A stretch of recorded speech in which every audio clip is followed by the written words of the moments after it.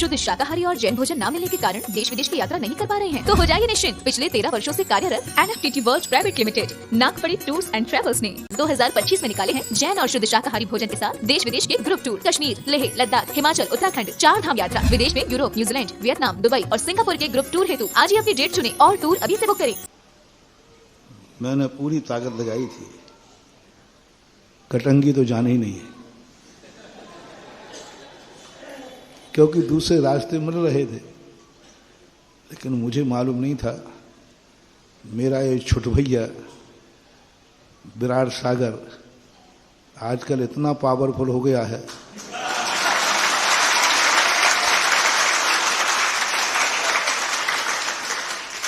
हाँ, मैंने देखा ये छोट भैया है, करेगा क्या।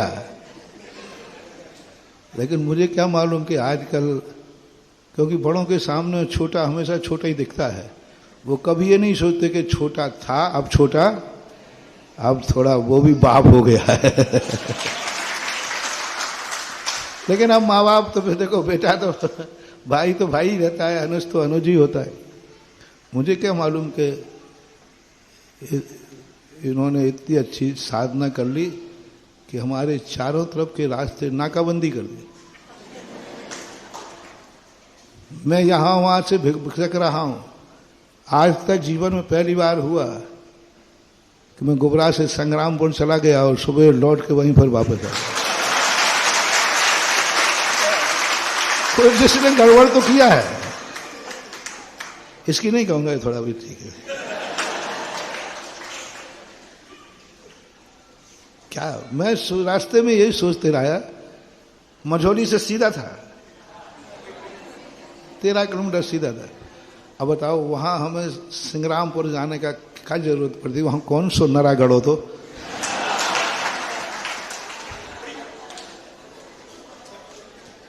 कोई लेना एक ना। लेकिन कल शाम तक रास्ता कुछ दूसरा था, मंजिल भी कुछ दूसरी थी। मैं इसलिए प्रवचन में शुरुआत की कि अनियत धारा, नियत धारा में मजा नहीं है। अनियत धारा यदि दुनिया में नहीं होती तो आज मैं कटंगी में नहीं होता।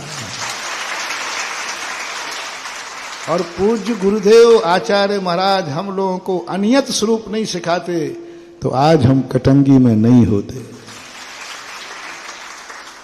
क्योंकि हम नियत धारा में चलते तो नियत धारा में तो संग्रामपुर से क्या आता है, जवेरा आता है, जवेरा से क्या आता है, नोहटा आता है, नोहटा से क्या आता है, अबाद। वो तो एक सीधी रास्ता था ही, ये नियत धारा थी। और उसी नियत धारा के माइल स्टोन को देख करके मैं मझौली से चला था, कटाव होकर के, नहीं तो सीधा मझौली से कटंगी पास थी। और नियत धारा हमने उधर बनाने का प्रयास किया। आज पता चला कि पूज्य गुरुदेव क्यों कहते थे, किसी तरफ जाने का, कुछ कल करने का संकल्प नहीं करना।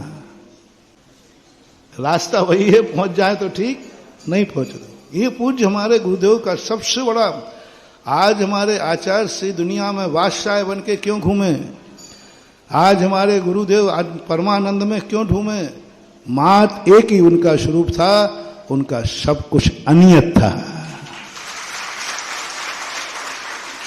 और ऐसा नहीं कि वो अंदर से हो, वो अपने आप में खुद अनियत थे। अपन सबको मालूम है, चौराहे तक भी नहीं कह सकते कि आचार्य जी, कटंगी तो बहुत बार आए, कुछ नहीं कह सकते। चौराहा पड़ता है, सब लोग वहीं देखो अब क्या होता है। यही आनंद है। और ये आनंद मैंने कल महसूस किया। और अब पता नहीं ये, यानी मैंने इतने रास्ते ढूंढवाए, मैंने कि बिना कटंगी का रास्ता बताओ। सुबह उठते उठते रास्ते में गुबरा तक यही पूछ रहा हूं, बिना कटंगी का रास्ता बताओ। जितों से पूछो, कोई बतावे तो सही, लेकिन बताने के बाद कई बार आज वो ठीक नहीं है। फिर मैंने कहा कि इतना पूछने के बाद कोई रास्ता नहीं मिल रहा है, जरूर किसी ने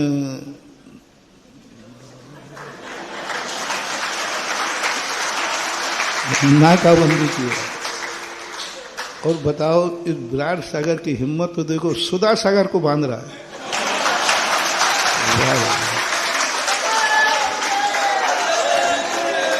और किसी को बांधे तो फिर भी ठीक है।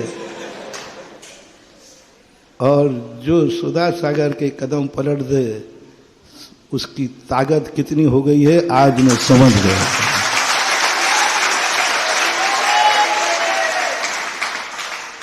हमारे प्रमाण सागर से मझौली में बात चर्चा हुई तो मैंने कहा नहीं अभी ऐसा कुछ भी। बोले आपका वहां जाने का कटंगी। मैंने कहा नहीं, कटंगी का कोई प्रोग्राम नहीं है, कटंगी का रास्ता दूसरा है और दूसरी तरफ जाना है, यही चर्चा हुई।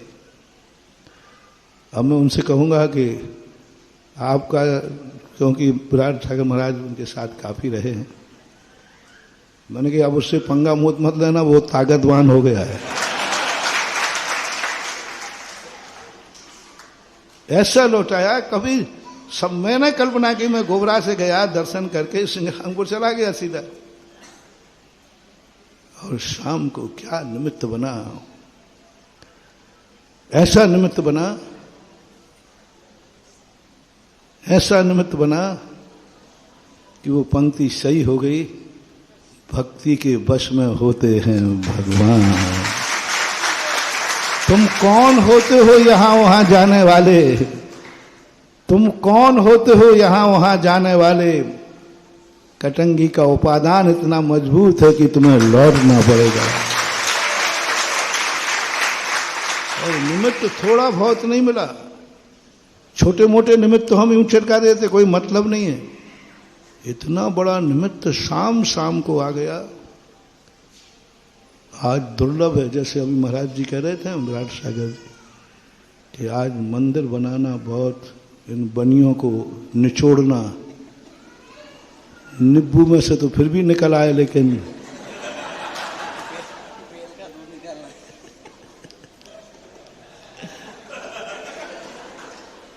लेकिन लेकिन लेकिन विराट सागर जी, मैं पक्का कहता हूं, आज तक मुझे अपने भक्तों को निचोड़ना नहीं पड़ा। ये बिना निचोए इक्षु रस देते। आज इतना जीवन में हो गया, कभी मैंने शायद ही किसी भक्त से कोई जबरदस्ती करना पड़ी हो, कोई हंसी मजाक में कह दिया हो बात अलग है, कोई परिचित हो तो हंसी मजाक में कह दिया, क्यों भाई ज्ञान, हंसी मजाक में कह दिया हो जबलपुर वालों, हंसी मजाक में तो कह सकता हूं, लेकिन किसी को बाध्य किया हो तो वो हाथ उठा सकता है। नहीं किया, क्योंकि मुझे पता नहीं क्यों, मुझे अपने उपादान पर विश्वास है, या हमारे निमित्तों का महानता है कि ऐसा कहते हैं लोग कि ऋषभ देव के समय गन्ने अपने आप रस देते थे, ऐसा आता है। ऋषभ देव के समय गन्ने को निचोड़ा नहीं जाता था, वो गन्ना अपने आप पक करके रस टपकने लग जाता था। ऐसे ही हमारे भक्त, जैसे ही हम कोई योजना घोषित करते हैं, इनमें से अपने आप धन टपकने लग जाता है। कोई आज तक मुझे किसी गन्ने को निचोड़ना नहीं पड़ा, क्योंकि हमारा गन्ना निचोड़ने वाली क्या बोलते, चरखी लगाने, चरखी लगा के नहीं निचोड़ता हूं, बिना ही चरखी के। और कल शाम को इतना बड़ा उपादान, इतना बड़ा निमित्त, आज कौन है, इतना बड़ा सशक्त निमित्त आया कि कुंडलपुर जैसा बड़ा मंदिर बड़े बाबा का अकेला एक ही व्यक्ति बनाएगा।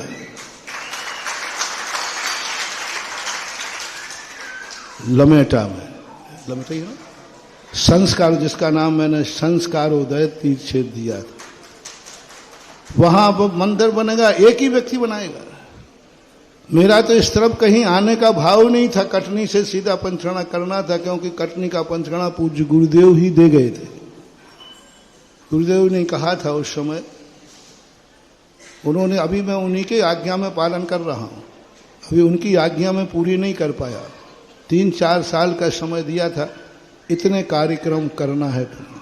उसमें कटनी भी था, तो कटनी तो करना ही था, वहाँ से सीधा निकलना था, दूसरी आज्ञा थी।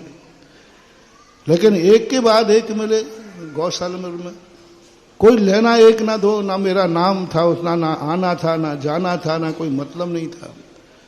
वहाँ एक व्यक्ति आ गया कलकत्ता का, वो कहता है कि यदि आप चलो आशीर्वाद दो तो जितना कहोगे बड़ा मंदिर मैं अकेला बनाऊंगा। कल यही बात आ गई, मैंने कहा भैया मेरा रास्ता ही नहीं, मेरा रास्ता तो दूसरा है। तो वो कहने लगे ठीक है, फिर हमारा रास्ता भी दूसरा है। हमने कहा भैया कर लेना, कोई और महाराज भेज देंगे, आसपास बहुत सारे महाराज हैं, कोई भी चला जाएगा। बोले नहीं, आप यदि चलो तो बड़े बाबा का पूरा मंदिर मैं लमेटा की 100-150 बीघा जमीन में बनाऊंगा। 150 बीघा जमीन है मेन हाईवे पर। जब इतना सशक्त निमित्त मिल जाए तो उपादान को भी कटंगी आना पड़ेगा, क्योंकि यहां के अलावा कोई दूसरा रास्ता, और फिर जाता दूसरा रास्ता तो कैसे जाता।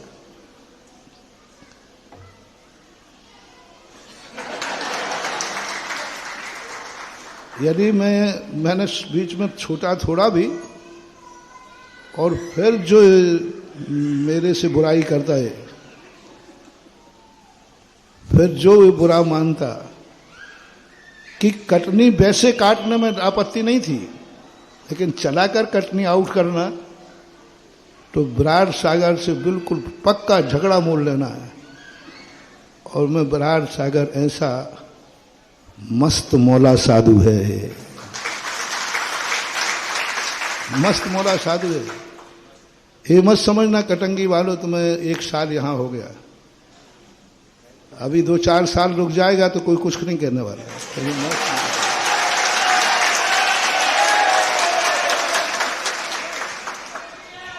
मस्ती है इसके भी, ये भी हाथी के समान है। हाथी जैसे मस्त मौला होता है, ऐसे इसका मन भी मस्त मौला है। और मैं भी चाहता हूं कि सदा मस्त मौला बना रहे, क्योंकि यही मस्त। और निसंग सागर जी साथ में है तो थोड़े थोड़े तो गुण आ ही जाएंगे, आना ही चाहिए। सब बहुत अच्छा है, जहाँ जो निमित्त मिलता है होता है। आज भी लोग ऐसे ऐसे दातार हैं, जिन बनिया को लोग कहते हैं कि बनिया निब्बू निचोड़े से रस देते हैं, लेकिन मुझे गर्व है कि आज भी कुछ जैनी ऐसी हैं जो बिना निचोड़े बर्तन भर रस देते हैं। बर्तन है, जितना बड़ा बर्तन हो उतना भी रस, उतना रस देने वाले आज भी हैं, बिना निचोड़े रस।